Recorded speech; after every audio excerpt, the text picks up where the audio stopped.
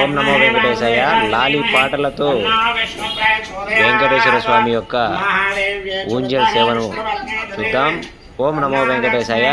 Gollapudi wholesale market యార్డ్లో వేయించేసినటువంటి వెంకటేశ్వర స్వామి దేవస్థానంలో శనివారం స్వామివారికి విశేష పూజలు నిర్వహించారు.